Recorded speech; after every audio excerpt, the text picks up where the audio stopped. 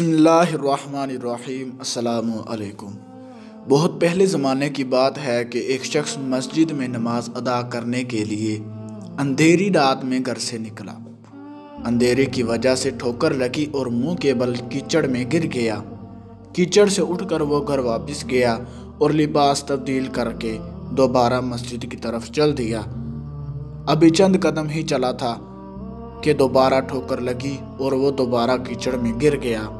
کیچڑ سے اٹھ کر وہ ایک بار پھر گھر واپس گیا اور لباس تبدیل کر کے مسجد جانے کے لیے دوبارہ گھر سے نکل آیا۔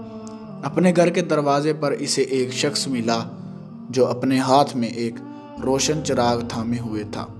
چراغ والا شخص چپ چاپ نمازی کے آگے آگے مسجد کی طرف چل دیا۔ اس بار چراغ کی روشنی میں نمازی کو مسجد تک پہنچنے میں کسی دشواری کا سامنا نہ کرنا پڑا۔ وہ بخیریت مسجد تک پہنچ گیا۔ مسجد کے دروازے پر پہنچ کر چراغ والا شخص رک گیا۔ نمازی اسے وہیں چھوڑ کر مسجد میں داخل ہو گیا اور نماز ادا کرنے لگا۔ نماز سے فارغ ہو کر وہ مسجد سے باہر آیا تو اس نے دیکھا چراغ والا شخص اس کا منتظر ہے تاکہ اسے دوبارہ چراغ کی روشنی میں گھر تک چھوڑ آئے۔ جب نمازی گھر پہنچ گیا تو نمازی نے اس اجنبی سے پوچھا، آپ کون ہیں؟ اجنبی بولا، سچ بتاؤں تو میں ابلیس ہوں۔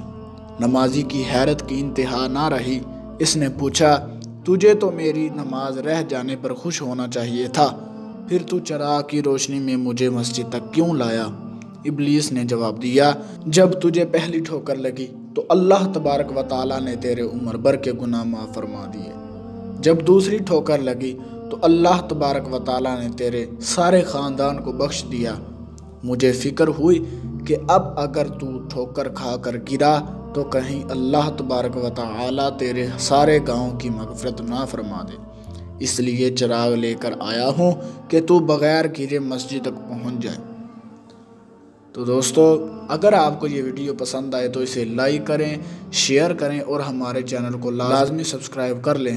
ملتے ہیں کسی اگلی ویڈیو میں، تب تک کے لیے اللہ حافظ۔